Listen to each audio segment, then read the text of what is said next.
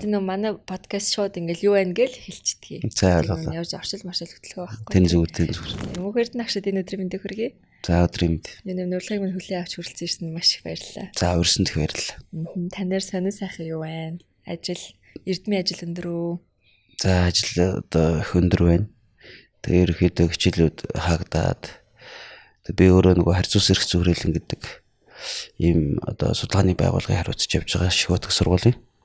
Тэгээ тэр хүрээлэнгийн ажлыг хүрээнд сая нэг олон улсын эрдэмчлийн урал Шихотг сургууль харьцуулсан эрх зүйн хүрээлэн Монгол Японы нийгэмлэг, Монгол судлалын нийгэмлэг гэсэн энэ гурван байгууллага хамтарч одоо зохион байгууллаа. Сэдв нь болохоор бол Япон, Монгол улсын үндсэн хуулийн харьцуулсан судалгаа гэдэг сэдвээр дор. Тэгээ ер нь одоо амралтын байд руу шилжих гэж сууж байна. Багш сүүлд нэг ном гаргасан байсан. Гэмт тэрэг судлалын онол гэд. Тэгээ та бүтээлээ болон өөрийгөө манай үзэгчдэд танилцуулаач маш тавч юм уу? За намайг Мөнх Эрдэнэ гэдэг хууль зүйн ухааны доктор. За Шихотг сургуульд багш. За дээрээс нь харьцуулсан эрх зүйн хүрээлэнгийн захирал гэдэг ийм статустай явж байна. За номны хувьд бол би өөрөө одоо багшлж эхлээд криминолог гэдэг хичээл орсон. Криминолог гэдэг нь болохоор бол гэмтрэг судлал гэдэг хичээл шүү дээ, тий. Тэгээ хичээл ороо явж явах явцад нэг асуудалтай тулгарсан юм гэхээр одоо нөгөө гарын авлага, ном сурах чиг яхахгүй хэрэгтэй болсон л доо. Хуучны одоо манай эрдэмтэд бол суурийн тавиад өгсөн. Бүр сайн тавиад өгсөн. Гэхдээ орчин үед энэ криминолог гэдэг бол маш нарийн юм орж ирсэн байгаа байхгүй юу? Өөрөөр хэлбэл гэмтрэг судлал гэдэг чинь гэмтрээс яаж урьдчилан сэргийлэх вэ гэдэг дээр л маш их төвлөрдөг болсон. Тийм учраас ер нь энэ чиглэлээр нэг заавал ном бичих хэрэгтэй юм байна. Эхний ээлжинд бас нэг оюутнуудтай чиглэл өгчдөг гэдэг ийм зорилго тавиад за ингээд энэ номыг бичсэн. Тэгээд ном маань бол гол нь энэ криминологийн орчин үеийн онолоодын асуудлуудыг хариулах тусахыг хичээсэн. Байшин яаж барих вэ гэдэг асуудал хүртэл криминологийн асуудал болчихлоо шүү дээ. Тий одоо жишээ нь аливаа одоо шинээр орон сууц барьж байгаа тохиолдолд заавал 1 2 3 4 өрөөтэй байлаг гэж криминолог одоо нэгсэнд уриалж байна. Яагаад гэвэл 1 өрөө байр худалдаад авах хүн, 2 өрөө байр худалдаад авах хүн, 5 өрөө байр худалдаад авах хүмүүс нэг дор амьдрах ёстой гинэ. Өөрөөр хэлбэл санхүүгийн хувьд янз янзын нөхцөл байдалтай хүмүүс байна шүү дээ. Яагаад гэвэл нийгмийн ийм олон одоо байр суурь гэх юм уу амжиргааны төвшөнтэй хүмүүс нэг дор амьдрэх гэдэг бол нийгэм их эвтэй байх нөхцөлийг бүрдүүлдэг юм байна. Ойлголцох нөхцөлийг бүрдүүлдэг юм байна. Гэх мэтчлэнгээр өөрөөр хэлбэл криминологд одоо оролцохгүй салбар байх юм болж байна л да. Өөрөө ч хөргөн олон одоо салбар шинжилгээ ухаанууд уулзуур дээр байдаг. Ганцхан хууль зүйн сэтгэл судлал, антрополог, социолог гэх мэтчлэн одоо шинжилгээ ухаанууд уулзуур дээр байдаг учраас их сонирхолтой. Эргээд бид нэр энийг одоо юу гэдэг нэг тийм айхтар онлын хүн сэдв болгоод яриад байхаа сэдвүүтэйгэр яг энгийн амьдрал дээр өдөр тутамдаа өглөө хичээлдээ явахдаа, ажилдаа явахдаа хүртэл криминологийн одоо онлоо хэрэгтэй байгаа байхгүй юу? Хэрвээ эрсдэлтэй бүст амьдарч байгаа бол өглөө болгон нэг хувцастайгаа нэг замаар нэг цагт бити яваал гэж шүү дээ. Тэгээд тэрнээс ахгуулаад одоо ингээд криминолог бол бүх зүйл дээр нэвтэрч чадчихна. Барууны одоо энэ сургуулиуд Америкт ер нь хүмүүнлэгийн чиглэлийн салбаруудад бол тэтгэлэг бах болсон шүү дээ. Ягаад гэвэл одоо юу гэдэг эдийн засаг хуулийн одоо мэргэжилтүүд их тэр угаасаа энэ хөгжиж байгаа орнуудын зах зээл тэр мэргэжилтэд хангалттай байгаа учраас бид нар энэ чиглэл рүү тэтгэлэг одоо боломж байхгүй гэдэг ийм бодлого баримталж байна. Гэтэл криминологт өөх тийм сургуулиуд их байгаа байхгүй. Криминологийн судалгаа хийж байгаа хүмүүст бол тэтгэлэг өгье гэсэн сургуулиуд байна. Тэгээ энэ юу гэдэг вэ гэхээр шинэ гарц гаргалгаа гэмтрэгээс урьдчилан сэргийлэх шинэ одоо юу гэдгийг боломжийг л эрэлхийлж байгаа нэг хэлбэр байхгүй юу? Тийм учраас манай залуучууд энэ чиглэлийн судалгааг одоо юу гэдгийг сонирхвол ном бүтээлийг сонирхох юм бол эргээд өөрийгөө хамгаалах, нийгэмдээ тодорхой хэмжээнд өөрийгөө зөв авч явах ийм ур чадварт суралцах боломж бол байна гэж харж байгаа. Ихтэй сургуулиуд ялангуяа хуулийн сургуулиуд дээр криминолог хичээлийг сонгохоор оруулж байна. Тэгээд 3 дугаар курст буюу ахлах курст. Гэтэл би одоо энэ Америк эдрийн юг ингээ харахаар дандаа 1-р курст оруулж байгаа. Заавалаар. Энэ хичээл. Зайшгүй судлах. Зайшгүй судлах хэрэгтэй. Тэгээд нэгдүгээр курст нь оруулаад байгаа шалтгаан бол хуулийн одоо ангийн оюутан болсон бол та гэмтрэг одоо түүнээс урьдчилан сэргийлэх онлайн ойлголтыг одоо хамгийн түрүүнд авах хэрэгтэй гэж үзэж байна шүү дээ. Тэгэхээр маш чухал одоо эрэлт хэрэгцээтэй болж байгаа салбар мөн монголчууд одоо юу гэдэг нөгөө нэг Орсон борооны яг үнэ нэрхсөө нахшгарна гэж ярьдаг те. Орсон борооноос цувн өмрөө гэж ярьдаг шиг одоо тийм биш байлгах нөхцөлийг бол энэ Кремлог бүрдүүлнэ. Өнгөрсөн жил 2024 онд нийт одоо Монгол улсын хэмжээнд 40 мянган гэмтрэг бүртгэгдсэн байна. Энэ бол маш өндөр тоо урдуудынхаа жилүүдээс. Тэр энэ бид нар зүгээр нэг статистик одоо яриад хас илүүтэйгээр тэрийг яаж гаргахгүй байх вэ гэдэг дээр л бүх одоо хүчийг хаях хэрэгтэй. Өөрөлдвөл үүр дагавартай нэр тэр фундаментал асуудалтай яг байна. Өөрөөр хэлбэл ажиллах хэрэгтэй. Шалтгаан нөхцөлтэй нь ажиллаад тэрнээс яаж одоо бид нэр асуудлыг гарахаас өмнө урьдчилан сэргийлэх вэ гэдэг л ийм яригдчих байгаа байхгүй. Япон өдөрт бол яасан бэ гэхээр энийг аль болох энгийнээр шийдэх гэдэг юм. Одоо ингээл одоо асар их зардал гаргаад л одоо юу гэдгийг энийг шийдэхийн тулд тим их хүн хэрэгтэй энэ төр гэдэл те тим хэмжээний санхүүжилт шаардлагатай байна ч гэдэг юм уу. Инкээс илүүтэйгээр аль болох одоо юу гэдгийг баг зардлаар тэгээд өдөртмийн амьдралд нэвтрүүлэх байдлаар шийдэж яана л да. Тухайлбал Японы эмээ өвөнөр бол цэцэг их тарьдаг. Тэгээд эдгээр чинь хашаа гэдэг юм байхгүй шүү дээ. Тэгэл нөгөө одоо юу гэдгийг башингийнхан гадаа цэцэг ингээл авчлаад ингээд сууцгааж идэг. Тэнгүүт одоо чинь зарим дүүргүүд дээр Японы Токиогийн ч гэдэг юм уу можууд дээр ямар одоо уриалга гаргасан бэ гэхээр та хэд маань одоо энэ цэцгээ арчлахтаа өглөө хичээлд хүүхдүүд явдаг цагаар орой одоо хүүхдүүд хичээлээс тардаг цагаар ингэж энэ ажлаа айлуулах хийж байгаа ч гэдэг уриалга гаргасан. Өөрөөр орчныг бүрдүүлж байна. Яг үнэ. Өөрөөр хэлбэл Кремлогт нийгмийн хяналтын онол гэж байдаг. Гэмт үйлдэл хийх гэж байгаа. Гэмтэр хийх гэж байгаа хүний хамгийн их одоо юу гэдэг тэр үйлдэлээсээ татгалзах нөхцөлийг бүрдүүлдэг зүйл бол гэрч буюу хүн харах бай гэдэг асуудал яригдж байгаа шүү дээ. Тэгэхээр одоо нөгөө хүмүүс чинь гэрийнхаа гадаа тэр хөдөлгөөнтэй үед байгаа үед тэр эрсдэл бол эрс буурч нэж байгаа байхгүй. Одоо хүүхдийг дээрлэхэлд. Эсвэл одоо хүүхд тулгаач гэдэг юм уу. Ийм зүйлүүд бол багассан гэж үздэг. Дээрэс нь Хоккайдо гэдэг ингээд засах ордог газар. Өвлөл бол ялангуяа. Тэгээ засаа цэвэрлэхт аль болгон засаа цэвэрлэх хэрэгцээтэй. Засаа цэвэрлэхийг бас тэгж уриалчих жишээ нь. Одоо өглөө хүүхдүүд хичээж явдаг цагаар орой тардаг цагаар засаа цэвэрлээд өгөөч. Та хэд боломжтой бол. Тэгээ аль болгоны байшингийн орой дээр ч юм уу одоо ингээд цэвэрлэж байгаа хүмүүс байгаа тохиолдолд тэр хүүхдүүд аюулгүй нийгмийн хяналтын одоо онол хэрэгжиж гэртээ сургуультай ирж очих зам одоо эрсдэл болж гин гэсэн үг л дээ. Хараа хяналттай. Хараа хяналттай. Бүсийг бий болгож байна тий. Ийм байдлаар энгийн байдлуудаар асуудлыг ялгах шийдэх гэл. Тэгээд сонирхож үзээд ингээд цаашаа ингээд судлах юм бол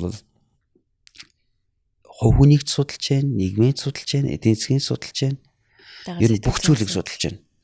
Тэгээд одоо яах вэ? Яаж энийг шийдэх вэ? Одоо чинь Швед эдэр Скандинави улс орнууд дээр нэвтрүүлж байгаа зүйл юу вэ гэсэн чинь ер нь үеийнхний болоо дунд сургуулийн хүүхдүүдийн биеийнхээ дээрлэх тэр одоо хүчирхийллийн шинжтэй үйлдэлүүд бол 0 тэхэгддэг юм байна л да. Ер нь 0 хийгддэг л дээ. Тэ ялангуяа өсвөр насны хүүхдүүдийн дунд бол тэнгуут 0-тэй параллел ангиудын ханын шилэн болгоцсон баг жишээ. Тэр багш бол хичээл орж явахдаа 0-ыг байнгын хяналтанд тавиалах юм шүү дээ. Тэр орсон хүүхэд өөрөө гарч ирэх нь үедээ бас харж байна. Тий, гарч ирэх харж болно. Тэгээд тэр 0 бол үеийнгийн дээрлэлт хийгдэх коридорт бол тийм боломж хязгаарлагдмал байх нь шүү дээ. Иймэрхүү одоо жижиг сажиг гэлтгүй л дээ. Аргуудаар бол хяналтыг тогтоож байна. Эрсдлийг бууруулж байна. Үзэж нөлөөнөөс өндөрөх гэдэг тийм. Маш чухал. Зөвхөн ханыг солиход тийм нөлөө үзүүлнэ гэдэг чинь өөрөө сайд эффект маш өндөр шүү дээ. Маш өндөр. Тэгээ гэмтэр гүйлдэж байгаа шалтгаан нөхцөлгээд ингээд яг гэмт хэрэгтэн бие хүн, гэмт хэрэгтэн хүмүүний тухай ингээд судлаад үзэхээр тэр үйлдэлийг хийж байгаа буюу өөрөөр хууль зөрчил үйлдэл хийж байгаа шалтгаан нөхцөл нь маш энгийн. Нэг айхтар одоо юу гэдэг амар шалтгаан ер нь байдаггүй шүү дээ. Одоо юу гэдэг нэг жижигхэн баргалжлаа одоо над руу мухаарлаа гэд хүний амьд хүрсэн тохиолдлууд хүртэл байгаа байхгүй юу. Тэгээ тэрний цаана мэдээж муухай харсанд нь одоо хүн амны хэрэг үлдэж чинь гэдэг чинь нэг сэтгэл зүйн асуудал байна шүү дээ. Тэр шалтгаан нөхцлүүд нь яг энгийн зүйлээс ингээд харагдаж байгаа шалтгааны цаана бол маш том сэтгэл зүйн асуудал байна л гэж. Тэр нийгэмд бол одоо чинь манай зогсоол болоосалдж байгаад нэг хүнд гэмтээсэн, амнисийн нөхрөлсөн тохиолдол гарсан шүү дээ. Тэгэхээр энэ болгоны цаана бол сэтгэл зүйн асуудлууд байна гэдэг дээр криминолог бол одоо дүнэлт хийгээд эхэлсэн байна. Бид нэр хүүхдүүдээ өөрсдөө энэ нийгмээ хамгаалахад бол эргээд яах вэ? Тэр тодорхой одоо юу гэдэг урьдчилан сэргийлэх онлуудаа судлаад тэг баг үр дүнтэйгээр ингээд аажмаар ингээд нэвтрүүлэх тэр өдөр тутмын амьдралд нь шингэж явах хэрэгтэй. Бүр зан үйл болох хэрэгтэй. Яг үл зан үйл болох хэмжээний асуудлууд цаана яригдана гэсэн үг. За би ингээд яриад ич болох уу? Бол ингээд та яриалаа. Тэмээ дундаас насуугаал явж байна. Одоо чинь ийм асуудал байгаа юм. Бид нарт одоо ингээд хууль дээдлэх гэдэг нэр томьёо ингээд ороод ирсэн. Rule of law хууль дээдлэх гэдэг байгаа байхгүй юу? Би бол энийг эрх зүйч ёс гэдгээр илүү орчуулагдаж явж байгаасаа гэж бодож байгаа юм. Ягаад гэвэл хууль дээдлэхээр хуулийн заасан байна. Хуулийг дагаж мөрд гэдэг асуудал уриалах гэдэг нь шүү дээ. Хууль өөр алдаад бол яах юм бэ? Хууль алдаад бол яах вэ? Хууль хийдэлтэй бол яах вэ гэдэг асуудал гарч ирнэ, тийм үү? Зөрчлийн тухай хууль дээр байгаа л да. Нөгөө нус цэрээ хаяхаас голоод бүгд хориотон шүү дээ. Гэтэл сквадрын талбай дээр хүн одоо ингээл яг үнийг хэлэхэд шүлцээ ял нусаа ял ингээл явж л байгаа байхгүй. Хууль дээр хориотой байгаа. Гэтэл яагаад тийм үйлдэл хийгээд байна те? Тэгэхээр бид нар эрх зүй гэдгийн цаан чинь эрх зүй их сурвалж үж яригдана. Нөгөө заншил. Нөгөө уламжлал эрх зүй уламжлал. Тэгэл одоо эрх зүйн бусад актууд ганцхан хууль биш тийм ээ. Олон одоо юу гэдэг нийгмийг харилцааг зохицуулж байгаа одоо хэм хэмжээний нийлбэрүүд биш. Тэнгүүд уламжлалаа бид нэр ялангуяа заншилын хэмжээтэй асуудлуудаас авч үзэх асуудал яригдж байгаа хэрэг. Анхаарах хэрэгтэй шаардлага. Жишээ нь одоо биднийг хүүхэд байхад эмээ энэ төр одоо 100 дагуулж хөдөө гардаг байсан дүүнер дээрээ. Тэгэл одоо гол руу явхад наад битан саваасаа хараараа шангаа хараараа сүү одоо тусцсан байх бай сүүний юу үлдэгдэл одоо байвал эргээд одоо гол ус бузарлаад та нар одоо яр шархандаа баригдсан шүү гэдэг. Тэгэл бид нар ч одоо явхаасаа өмнө тэр нөгөө төмпөн савыг чинь байдгаар нь шалгаад л айгаад л дээ. Тэр яр шархандаа одоо гараа дөрөв яана гэл ингээл айгаал. Тэрийг одоо өнөөдөр мухар сүс гэж ярих гэдэг л дээ. За. Гэтэл энэ эргээд нөгөө хүүхдүүдэд ойлгох хэлээр нь тэр нь байгалаа хамгаалах мөн үү? Өөрөөр тэрийг айлгаж байгаа юм шиг мөртлөө цаана асар том үр дагаврууд явж исэн байхгүй. Өнөөдөр гэтэл голын усанд одоо ингээд ороо зогсцсон, савн барьцсан байдаг юм угаагаал зогсож байгаа шүү дээ. Тэгээд одоо хэлэх юм бол бити одоо мухар сүсэг яриад орк цан гаргаад ухааны ярих гэдэг байгаа байхгүй. Бөмөрсөн үг хэллээ гэдэг. Тий. Гэтэл тэр хуулиараа бас л гол усыг бохирдуулах нь 20-тэйгээ бичсэн баг. Тэг хууль дээр бичигдсэн байхад зөрчилдөдөг. Хууль дээр бичигдээгүй цаг үе байсан шүү дээ. Тэр үе чинь одоо тэр заншлын хэмжээ мөрдөгдсөд гол усыг бохирдуулаад одоо лус бузарлаж иж та нар сүйд болвоо гэд хэлээд байгаа тэр үе чинь бол шууд хуулийн нарийжсэн хэмжээ бол байгаагүй. Гэтэл хүмүүс тэгдэхгүй байсан. Ухамсарт нь суудсан байсан. Суудсан байсан. Тэг хүүхдүүдтэй тэр манай дээд үеийнхэн бол одоо айлгах байдлаар гэдэг юм уу те? Нэг бол жигшүүлэх хүн. Нэг бол жигшүүлэх гэдэг юм уу? Ийм байдлаар ойлгуулж шүү дээ. За чи байгалаа л хайрлахгүй бол ер нь болохгүй шүү нөхөр минь гэдэг ч юм. Тэр том бас хойно өөрөө тайлж ойлгох хэмжээнд л байсан юм байна л да. Тэ таньяранаас ойлгохоор. Тий. Тэгэхээр бид нар бол одоо чинь ганцхан хууль дээдлэхээс илүүтэйгээр эрх зүйд ёсыг эрхэмлэх. Тэгээ энэ нь болохоор бол нөгөө заншлын хэмжээнүүд чинь бидэнд хэрэгтэй байна гэдэг зүйл харагдаж байгаа байхгүй юу? Тэрийг бид нэр хизээч үгүйсгэж болохгүй. Яг бол энэ одоо юу гэдэг нийгэмд өөрийн гэсэн онцлогоо хадгалж үлдэхийн тулд энэ их одоо сошиал медиа хөгжиж байгаа үед бид нэр эргэж уламжлал заншил руугаа харж иж өөрийн өрмөц онцлогоо харгалзсан үзнэ. Хамгаална. Тэр хуулийн амин сүнс гэдэг одоо Монтескигийн ном байгаа тийм үү? Тэр амин сүнс нь юу юм бэ гэж. Амин сүнс нь ерөөсөл хуулийг тухайн нийгэмдэр мөрдүүлэхийн тулд тэр одоо юу гэдэг газар нутаг дээр амьдарч байгаа хүмүүсийн заншил зан чанар уламжлал тэр байтугай цаг агаарын хүртэл тооцоорой гэдэг байгаа шүү. Тэгжиж тэр хүмүүс тэрийг мөрднөө. Тэрс өөр бус тус орнуудын хууль авчиж ирээд шууд copy paste хийгээд ингээд тавьчихаар одоо рецепт хийж авчираад ингээд тавьчихаар тэрийг мөрддөг юм байдаггүй шүү. Тэр чинь сүнсгүй болчтоо. Сүнс нь байхын тулд одоо тэр хүмүүсийн судал гэж байна шүү. Тэр одоо нийгмийн судал. Тэгээд тэр нөхцөл байдалд харгалзууч хууль гаргах гэж. Ааха. Ингэж одоо Монтескигийн гол одоо тэр сүнсийг хилээд байгаа шалтгаан чинь бол ерөөсөө одоо нэг талаар хууль зүйн антропологийн асуудлуудыг бас бид нар хөгжүүлэх хэрэгтэй болчихж байгаа байхгүй. Тэр одоо ингээ эргээд харахаар нэг тэр одоо 90-ад оны үед те одоо Бярагийн чимэд багшийн, Амар санаа багшийн, Инхбаатар багшийн ингээд номнууд дээр бас харагддаг штэ. Тэр нөө reception буюу хуулийг рецепц хийж авахта бид нар бол бараг нутагшуулах гэдэг үгнээсээ илүү одоо буулгах, хөрвүүлэх одоо ерөнхийдөө хөрвүүлэх гэдэг үгээр ашиглагдаад багш байна те хуулийг хөрвүүлж ашигладаг. Гэтэл тэрийг хөрвүүлэх биш нутагшуулах гэж бид нар ашиглах хэрэгтэй маа. Яагаад гэвэл чинь герман хүнд таарж байгаа тэр эрх зүйн зохицуулт монгол хүнд таардаггүй. Байгалаасаа менталити өөр тэр эрхчлөөний өндөр мэдрэмжтэй монгол хүнд суурин соёлын тэр хуулийг бас ингээд шууд тулгачиж болтгүй маа. Жишээ нь зүүн аймагт бол хэрэгжүүлэх гэж байгаа бол тэр зүүн аймгийн хүмүүс идэж ууж байгаа юмтай нүртэл холбож тэрийг ингэж нутагшуулж иж орон нутгийн онцлогийг бас шингээж иж тэр бол хууль рецепц хийж байгаа гэж үзэх юм а гэдэг. Би бас тэрийг Амар санаа агшин ярианаас бас сонсч байсан. Тэр таны саний ярьж байгаа хэсгүүдээс тэрнтэй бас агааруул нэг нь л зүйлийг хэлж дээ те. Тэгээ би та хааштай криминолог заадаг, дээрэс нь мэжиг их сургуулийг багш төгсөөд ирсэн те. Яг эрүүг эрх зүйн чиглэлтэй бас олон судалгаа бүтээл хийсэн болохоор надад бас яг энэ криминологтой холбоотой тэр хүний сэтгэл зүй талын асуудлууд ялангуяа илүү сонирн байна. Яагаад гэвэл одоо манай Монголд энэ нийгмийн бухимдал айгүй их болчих. Тэгээ бага насны одоо ингэ жоох 12 настай хөхд би стресстэй байна намайг 50 орхич идэ гэж байгаа байхгүй. Гэтэл бидний 12 наснд стресстэй байтгийг хэл гадаа бид нар шангаа орхоо барьдаг байлаа гэж манай их ярьж байгаа байхгүй. Тэгснэ тэр нь ингэ зүгээр инээдэн болоод өнгөрөөд идэг. Гэтэл ингэ том зураг нарах юм бол 12 настай хөхд стресстэй хэмжээнд нийгэм өөрөө ямар болчиход байгаа юм бэ? Тэр нь эргээд өөрөө криминологтой яаж холбогдоод байгаа? Сэтгэл зүйн асуудлууд юу яагаад ийм төвшөндөө хүрцэн гэдгийг магадгүй таны намайг уншсан бас ойлгох юм болов гэсэн тийм бяцхан гэрэлтэй тал надад байгаад байгаа байхгүй юу.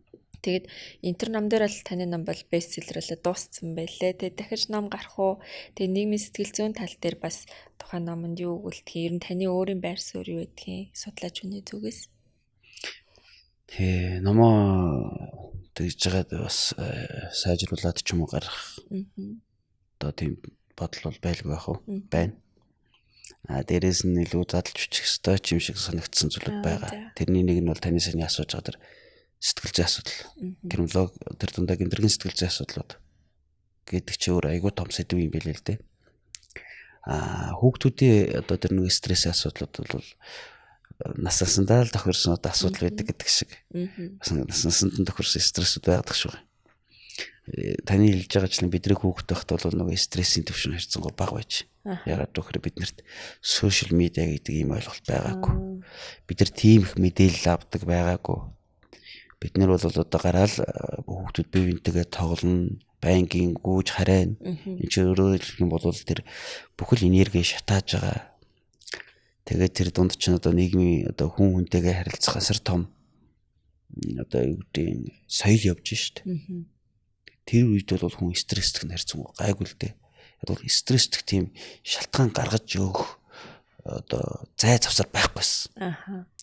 Одоо бол яг хөөхөр хүүхдүүд нөгөө утасны ярд гэдэг ч юм уу эсвэл одоо тэр хөдөлгөөн их нь багасаад гэртээ ингээл одоо компьютер ярд ихэнх цаг өнгөрч байгаа тохиолдлууд гарч ирж штэ.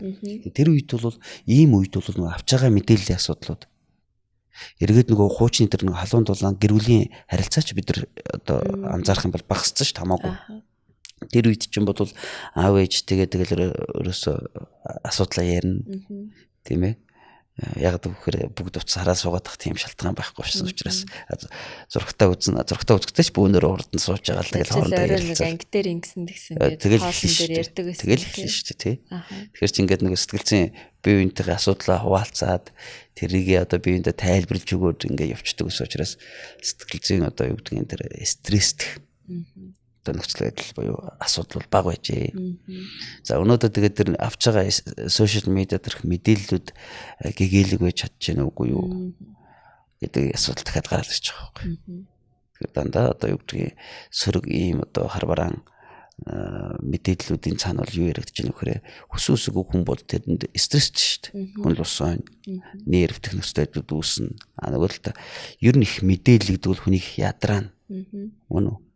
Одоо ядраагаад эргээд одоо юу гэдэг нөгөө энэ мэдээлэл үү, энэ мэдлэг үү, энэ ухаан уу гэдгээ ялгах тийм боломж бол хязгаарлагдмал болол эхэлчихэж байгаа байхгүй. Гэтэл мэдээлэл болгон өөрөө мэдлэг мөн үү? Мөн үү? гэдэг Гэтэл асуудал ярив. Гэтэл мэдлэгээр бүх асуудлыг шийдэх үү гэдэг ингээд дахиад асуудал гарч байна. Гэтэл тэрний чинь сан дахиад ухаан гэдэг ойлголт байгаа тийм. Ухаан гэдэг чи юу ингээд гэхэнгүүт одоо тэр хүний суур одоо юу гэдгийг тэр хүмүүжил, гэр бүлийн орчин, амьдралын туршлага за тэгэл одоо юу гэдэг тодорхой генетикийн асуудлууд хүртэл тэнд ингээд нэмэгдэл ороод ирэх л байгаа л да. Тэгээ бид нэр энэ ялгаа заагуудын асуудлуудыг нэгдүгээрт одоо анзаарах сөхөөгөл болтлоо. Энэ нийгмийн одоо сошиал медианд автж байна. Энэ бол стресстүүлэх яагаргүй гол хүчин зүйл мөн. За тэгээд бүр цаашаа ингээ ярих юм бол нөгөө боловсролын асуудлууд нөгөө тогтолцооны асуудлууд ингээл гараад ирнэ шүү дээ. Стресс менежмент гэдэг ойлголт гараад ирсэн байна. Бус улс орнууд ч одоо яаж стресстэй тайлбарлах вэ гэдэг. Чи одоо сургалтын хөтөлбөрт байдаг гэж таас өмнө ярьжсэн тий. Тий. Сургалтын хөтөлбөрт тэр ямар нэгэн байдлаар шингэсэн байна тийм ээ. Одоо жишээ нь Японд хүүхдийн 0 угаалгаад байгаа ч бас нэг төлөвшлийн асуудал яригдаад байна шүү дээ. Хүнийг ялгарлан гадуурхаж энэ чинь 0 угаадаг хүн биш дээ гэдэг одоо харахгүй. Дээрээс нь ажил угаагаад үтцсэн юм чинь гадуур нь би засахгүй юм байна. Тий, одоо чинь 4-5 мянган оюутан алхаад байгаа сургууль цэвэрхэн л байгаа байхгүй нөл нь. Одоо мэдээж арчилгаа хийж байгаа. Тэрнээс гадна тий чинь байнгын цэвэрхэн байгаад нэг чинь нэг юм хэлээд шүү дээ. Дээрээс нь одоо юу гэдэг нь гудамжны 0-ууд Японд бол цэвэрхэн л үйждэг. Тэр чинь тэр хүүхэд байхдаа 0 хүүхдүүд өөрсдөө угааж ирсэнтэй холбоотой байх л гэж би ойлгож байгаа. Тэгээ хүнийг одоо юу гэдгийг статусаар нь энэ нэг одоо гудамж талбай цэвэрлдэг гэдэг юм уу эсвэл одоо 0 цэвэрлдэг гэдгээр хийж харахгүй байх нөхцөл мөн шүү дээ. Хүн болгол одоо өөрийн гэсэн ертөнцтэй, өөрийн гэсэн үнэт зүйлтэй, орон зайтай байгаа гэдгийг хүлээмжшүүлж эхэлж байгаа байхгүй. Тэр бол хамгийн чухал юм байна гэж ойлгосон. Тэгээд энэ сургуулийн одоо юу гэдгийг насны хүүхдүүд за ингээл нийгэм дээр ганцхан сургуулийн насны гэлтгүй бүхэл насныханд стресс асуудал яригдж байна тийм үү. Шинэ Солонгост бол одоо ингээд очиод зөгчдөг мошоктой тийм одоо юм байдаг ч гэх шиг тий.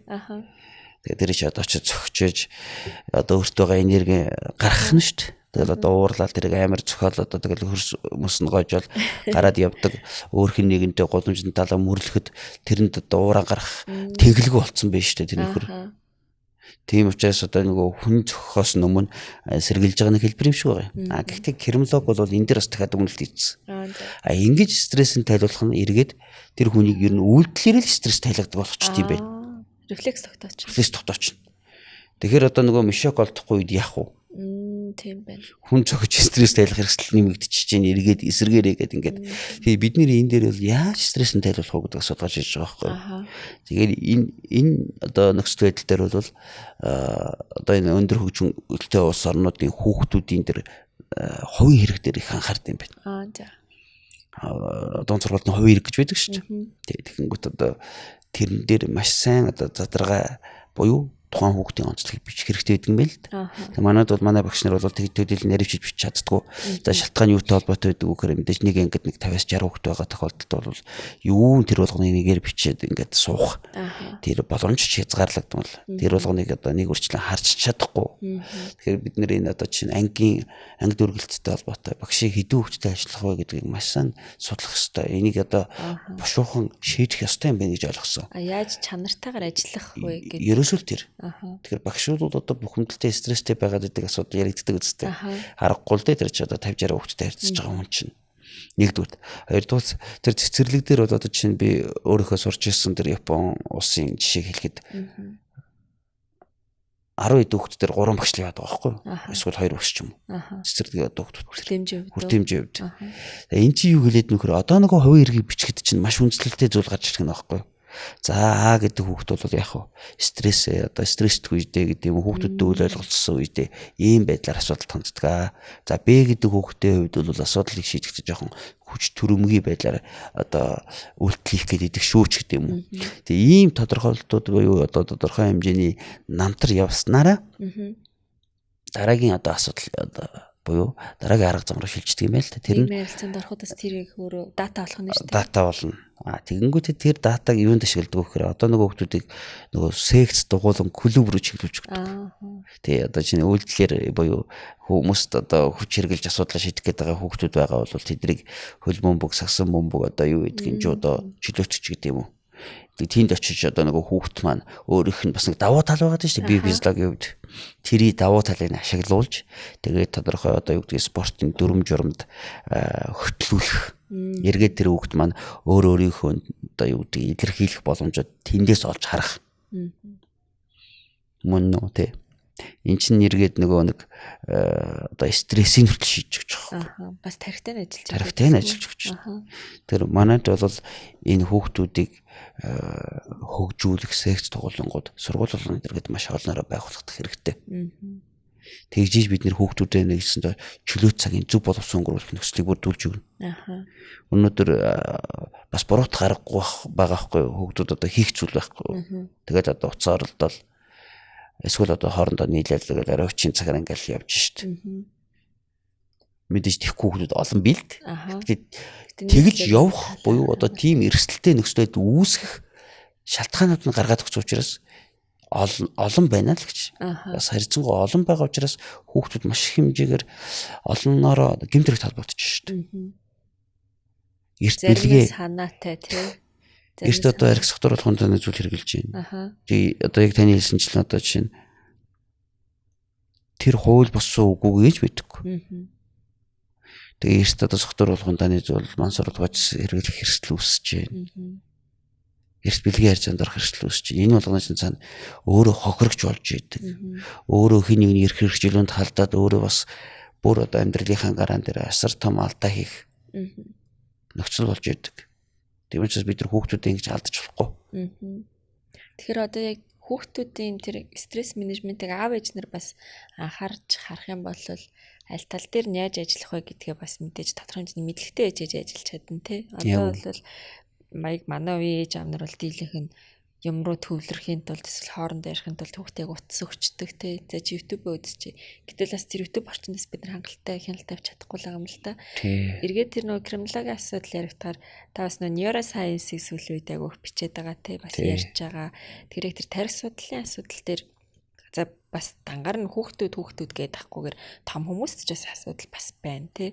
Ер нь энэ тарих судлалын чиглэл сэтгэл зүй хоёр яаж холбогдоод байна. Тэгээ тэрний эрх зүйтэйгээ ер нь бол явж бас суурналаад байна гэж та бас лекцэн дээрээ хүртэл ярьдаг. Тэ би бас өмнө нь таны лекцэн дээрээс сонсоод надад нэг сонир санагдсан юм. Явж эрх зүйн онолын үндэс чинь бас өөрөө сэтгэл зүйтэй холбогдох гээд байна. Тэр Sigmund Freud-ийн онолууд чинь бас таарад байна гэдэг юм ярьжсэн. Тэгэхээр энэ тал дээр танд одоо сүүлийн үед гоё шинээр судалж мэдсэн сонирхолтой сонирн байвал та хаалцаач. Тий, яг таны одоо хэлж байгаачлан ганцхан хүүхдүүдийн асуудал биш л дээ. Манайх ч одоо хүмүүжлийн дэргээ ярихаар 18 наснд хүрээгүй хүүхдүүдийн асуудал заадаг. Босд нь бол хамаагүй материал авах гэдэг байхгүй юу? Үгүй. Хүн бүх насаараа өөрийгөө хүмүүжүүлж, суралцж, тэгж явах хэрэгцээ шаардлага угаасаа байдаг. За түүнчлэн одоо юу гэж нэг ийм үг гэдэг штэ. Хүнийг нас өөрчилдөг юм аа. Яг үнэ. Тий. Хүнийг бодит байдлыг олж харсан тэр цаг үе л өөрчилдөг гэж. Тэгээ муухагаар хэлбэл залуудын нэг хөгшин тийг болдог гэж яриад байдаг үстэй тий. Тэгэхээр өөрөөр хэлэх юм бол бидэрт за болчлоо доо гэж бодож гин гэдэг бол ёстой болоогүй л гэсэн үг тэр хүн. За. За би ч одоо хүмүүжил одоо олж авах гэж байх. Би ч одоо хангалттай төлөвшлөө гэж ингэж бодож идэж болохгүй. Ядвал хүний нийгэмд бол хүн өөрийгөө авч явахад байнгын суралцах хэрэгцээ шаардлага байгаа учраас. Тийм учраас бүр харьцангуй одоо юу гэдэг хүүхдүүдийг яхаас илүүтэйгээр насанд хүрсэн тэр одоо 20 гарч яваа 30 гарч яваа 40 гарсан 50 гарсан хүмүүс төр бид энэ асуудал яригдмаар байгаа байхгүй юу. Тэд нар маань одоо ингээд тийм ээ нэгэнтэйг одоо ойлголцохоос гадна залуу үедээ үлгэрлэх тухай асуудал төр хүртэл ингээд бас хэцүү байгаад шүү дээ нэг талаараа. Бас бодож явах ёстой. Тий. Одоосонд одоо 18 та нэг охинтой 50 гарц заахад хэрэлдээд байгаа байхгүй юу? За тэр охин бол одоо ёс зүгэл мэдээж харагдсан шүү дээ. Настай одоо өөрөөсөө ахмад аав шиг үнтэй ингээ маргалдаа зогсооддаг. Гэхдээ нөгөө ах бол бас өөрийнхөө охин шиг үнтэй ингээл намайг хүндэлсэнгүй энэ төр гэл те. Гэтэл яг үнэндээ Ахмад нь тэр насыг туулаад гарцсан баг шүү дээ. Тий. Уг нь бол яг логик. Тий одоо Ахмад бол ах бол револт хийчих боломжтой харагдаад байгаа байхгүй нэг талаасаа. Тэгэхээр бол юу хэлэх гээд байна вэ гэхээр одоо бүх насныхын суралцах хэрэгцээ шаардсан манай нийгэмдэр байна. Бид нар бас бодох хэрэгтэй. Бодох хэрэгтэй байна. Тэгээд таны асуусан чинь энэ яавьтай холбогдоод эхэлж ийн үхээр нэг сэтгэл судлалтай холбогдоод эхэлж ийн л да. Дэлхийн одоо хамгийн бага гэмтэр гүйлцсэн 10 улс дотор бол ингээд Скандинав улс орнууд буюу одоо Дани, Норвеги, Швед, Финланд гэдээ орсон байна. За тэгээд Азиас Япон, за Австрали гэдэг энэ улсууд орсон байна л да. Тэгээд энэ улсуудын ягаад энэ одоо гэмтэргийн гаралт байгаа шалтгаан гэслийг ингээд судлангууд тэр нийгэмд бол нэгний хүнжтгэх харилцаа их өндөр байна гэж үзэж байгаа. Хүмүүс бие биентэйгээ харилцах харилцаан тэр хүндлэл байна гэж. Тэр хүндлэл байгаа газар бол нөгөө хүний нэг сэтгэл зүйн тодорхой хэрэгцээнүүд хангагдчихэдэг. Өөрийгөө одоо мэдрэх, өөрийн гэсэн оршихуй байгаагаа ойлгох. Энэ чинь дагаад нөгөө сэтгэл зүйн одоо стресс үүсэх боломжийг багасгаж шүү дээ. Түүнчлэн одоо юу гэдэг энэ одоо нийгэмд байгаа тэр хүмүүсүүдийн гол үйл ойлголтын цаашлтгаан чинь ер нь дутуугийн мэдрэмж ихэвчлэн байгаа байхгүй. Тэгээд тэр дутуугийн мэдрэмжийг л өгөхгүй байж чадчихээн гэсэн л асуудал яригдэж байна л да.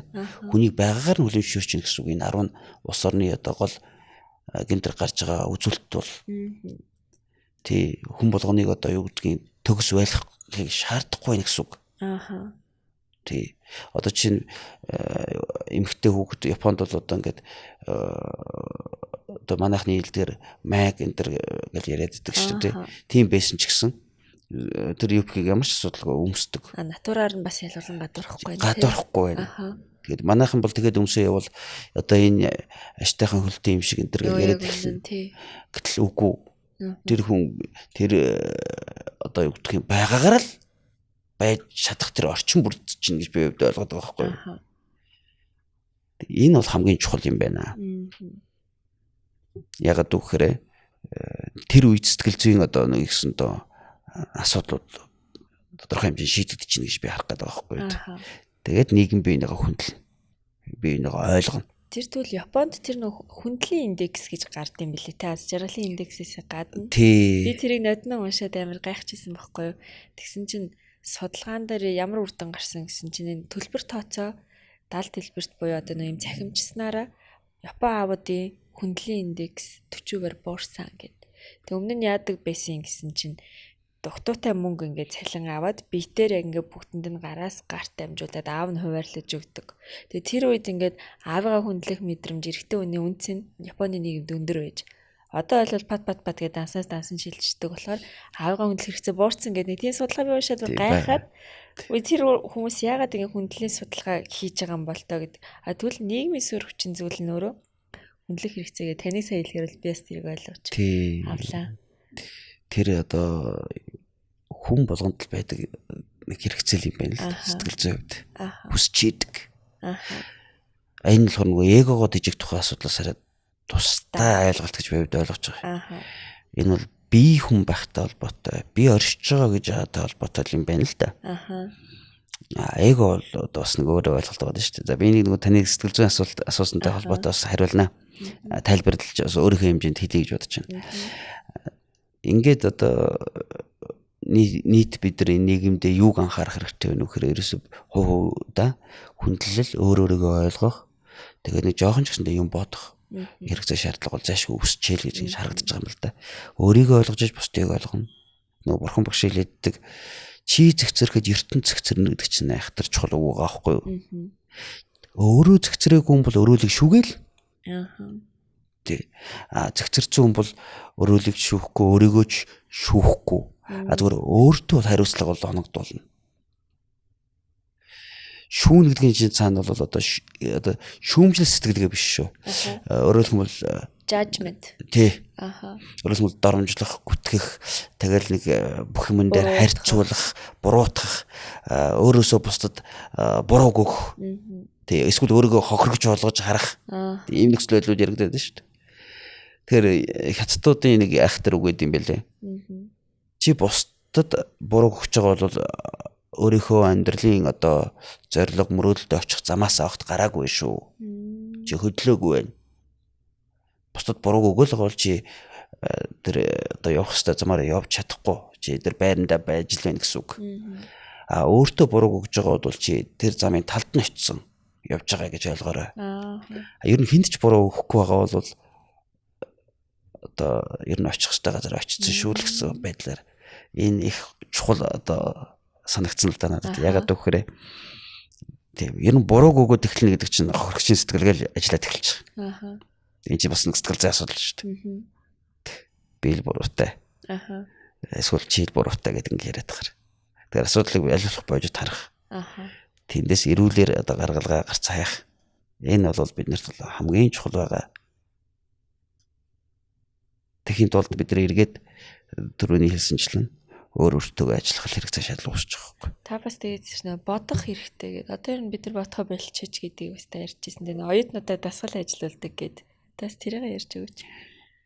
Тий одоо тэгээд бүр их бодохоо болж ийн л да. Яг дөхөр нөгөө гараад ирсэн. Тэгэхээр энэ чи хичээл орж явахад л хүүхдүүд чат GPT шилжиж штэ. Багш ярьж байгаа нэг үгээр л зүгээр дэлгүүрээр хайгаал. Тий. Тэгэхээр хүн төрлөختний одоо юу гэдгийг нийтлэг ийм нэг давлгаа явж байна л да. Тэр давлгаанч манайд одоо ингээд нөлөөлж байна. Гэтэл бид нар цөөхүүлээ. Ийм цөөхөн одоо хүн амтай, ийм том газар нутагтай улс орн бие даасан туцгаар тогтносон байхаа одоо хадгалахад ийм одоо чухал хэрэгцээ шаардлага үүсэж штэ бид нарт угаасаа. Боддог хүмүүс л хэрэгтэй. Яг бол боддгоо хүмүүс дэлхийгэр дүүрэн биш штэ. Гэтэ тэр том одоо гүрнүүдийг хөдөлгөж байгаа хүмүүс бол боддог хүмүүс л байгаа. Бодож иж бас тэр чинь нэг бодох гэдэг чинь өөрөө бас нэг үйл болчиход байна шүү дээ. Үйл нэг процесс. Бодох бол тийм амархан биш үү? Тэг юу бодох юм гэж одоо хүмүүс асууж магадгүй тий. Эхлээл одоо яагаад амьдарч байгаагаа эхлэн шүү дээ. Ер нь би яагаад амьдраад байгаа юм? Тэгвэл сүүлийн залуучуудын нэг юм хандлага шүү дээ. Overthinking гэдэг те тэгснэ тэр нөө хэтрүүлж бодох гэдэг байхгүй. Сул тал гэдэг шүү дээ. Бодож ирсээс баг ингээ бодоогүй дээрээ гэдэг хандлага бас зөнхлөд байгаа байхгүй. Тэгээ тэр өөрөө ямар зөв юм уу буруу юм уу? Философч юм уу? Логик талаас нь аваад үзэхээр бодож иш нэг оюун дүгнэлт чи өөрөө тодорхой хэмжээний шүүлтүүрээр ороод те гаралт нь өөрөө зөв болно гэж уг нь заалгаж одоо жишээ нь хуулийн сургуулийн оюутнуудад тэгж заалгадаг байсан те. Гэтэл одоо бол хүмүүс баг бодох тусам буруу зам руугаа явд юм а бодоогүй дээрээ гэдэг хандлага. Ялангуяа яг нь ажлах хүчний идэвхтэй хүний нөөцийн зах зээлд байгаа залуучууд ийм тийм хандлагатай бас харагдаад байна. Тэгэхээр тэрэн дээр жишээ нь хувь хүн өөрт нь тийм бодхоос залхуураад байгаа бол өөртөө яаж ажиллавал зүгээр гэдгийг та бол маш олон хүмүүстэй ажиллаж байгаа багш дээрээс нь ингээд энэ чиглэл рүүгээ доктор хамгаалцсан шинжилгээ ухааны судалгаа хийсэн учраас би л сонирхож асуугаад байгаа юм шиг. Тийм. Тэр бодох гэхээр одоо ингээл таас ширтэл юм одоо эргцүүлэл банкын хөвтөд байх ч юм уу тий. Тухайн ойлголт биш юм байгаа шүү. Мэдээж тэр бол нэг процессын хэлбэр мөн л дөө харагдах талаас. Бодоод үйлдэлэх бол тэр бодоогүй байх гэсэн үг. Бодоод тэрийг үг болгож ямар нэгэн байдлаар илэрхийлэх байгаа бол тэр бодоогүй л байх гэсэн үг бас нэг талаас.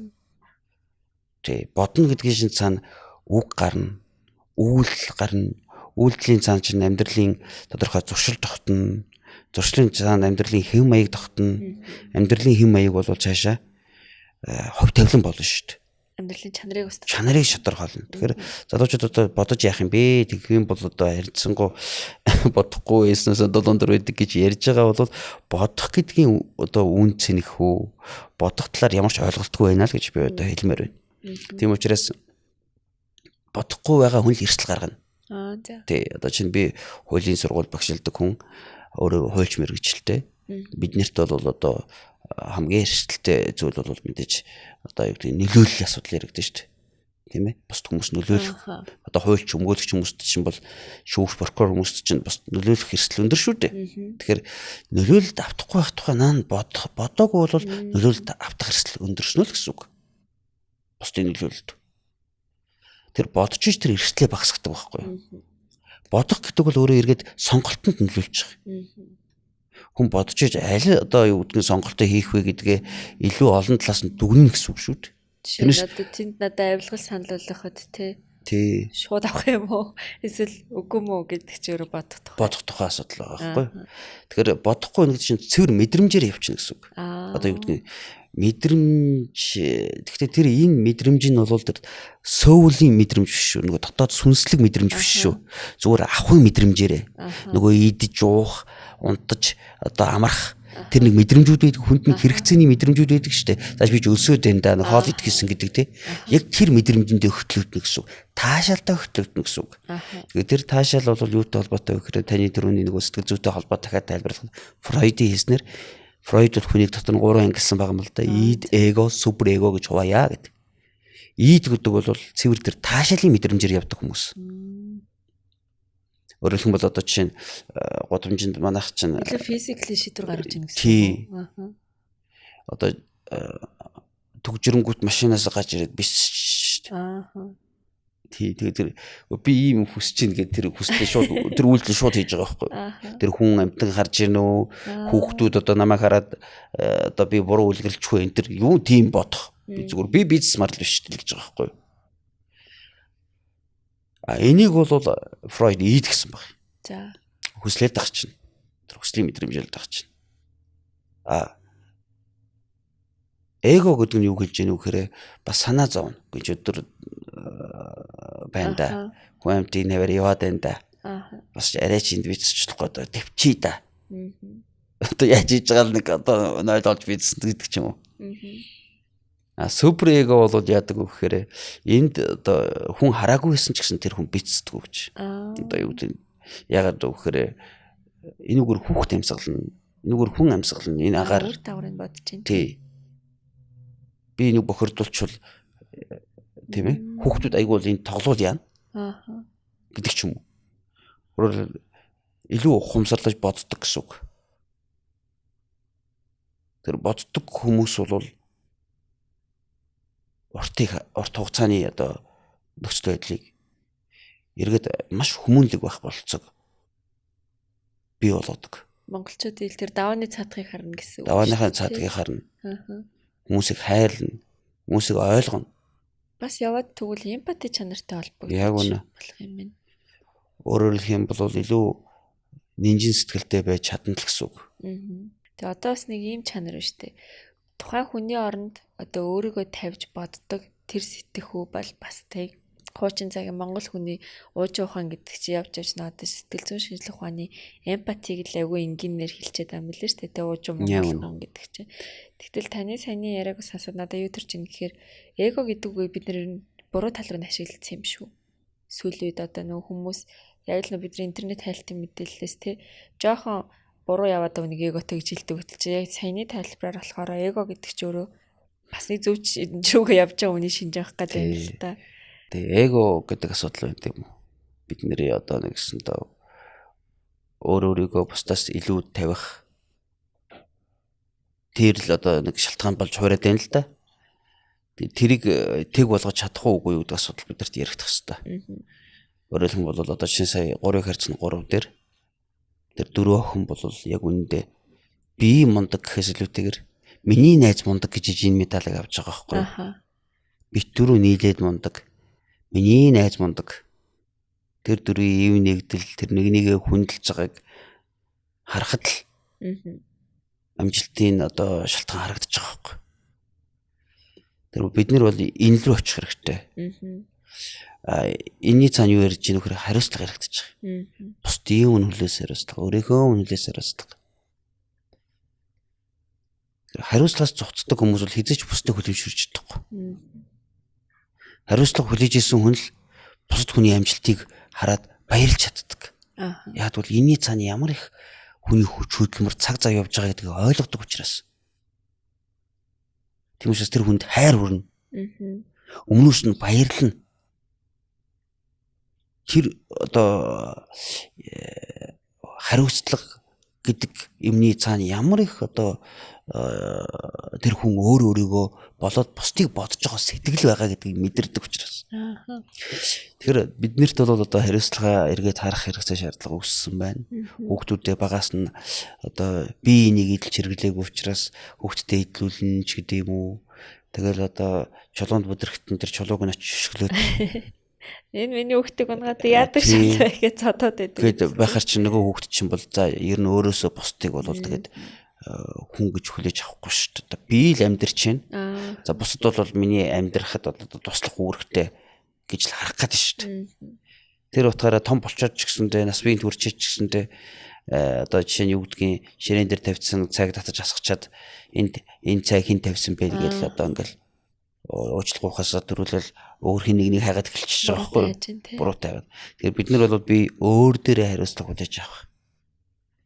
Энэ бол эргээд маш чухал одоо нэгсэн доо биднийг хөгжил рүү хөтлөх шалтгаан гэж болж хувирна. Би ганцхан одоо өөрийнхөө амийг бодоод яваад байна гэдэг бол эргээд өөрийнхөө өмнө хариуцлага хүлээхээс цогтж байгаа л хэлбэр.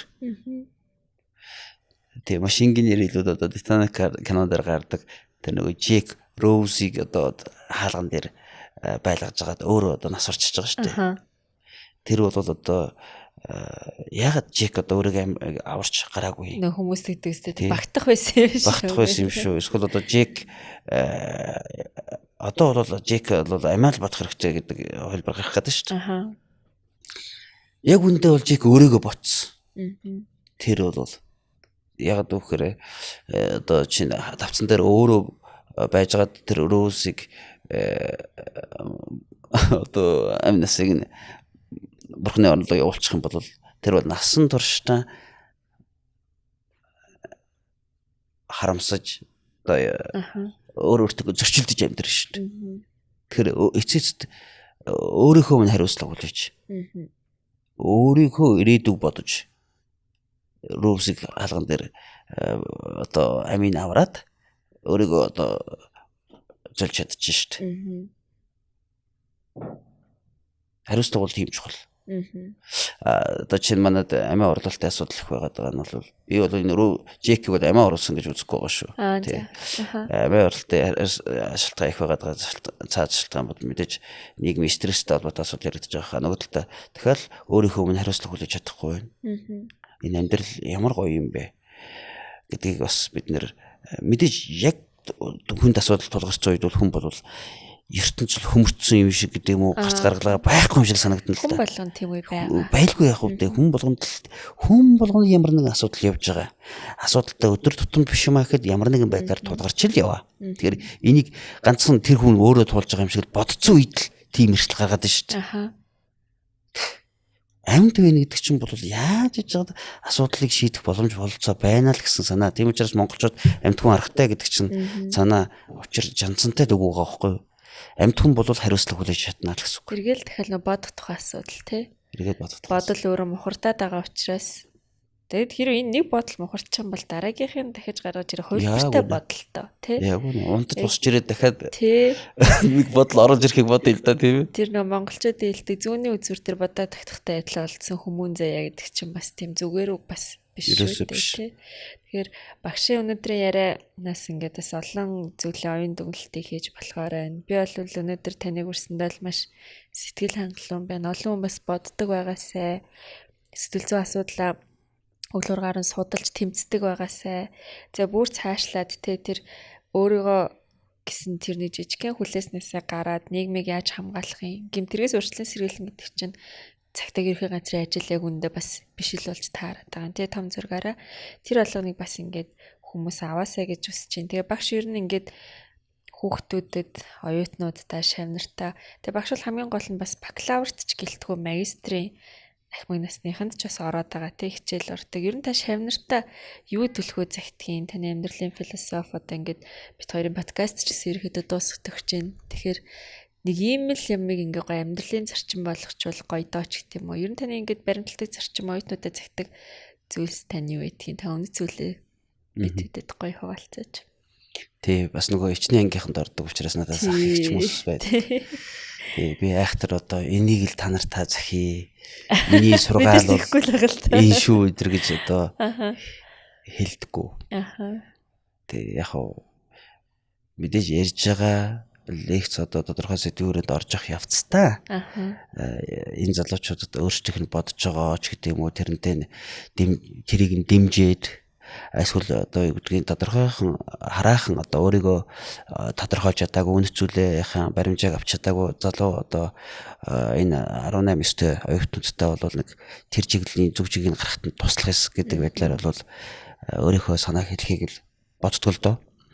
Тэгэхээр эхний ээлжинд бол бид миний ойлгож байгаагаар хүн ер нь өөрийгөө л тодорхойлдог болчихосоо гэж бодож байгаа. Чи өөрийнхөө байна гэдэг бол хамгийн ад жаргалтай байх шалтгаан.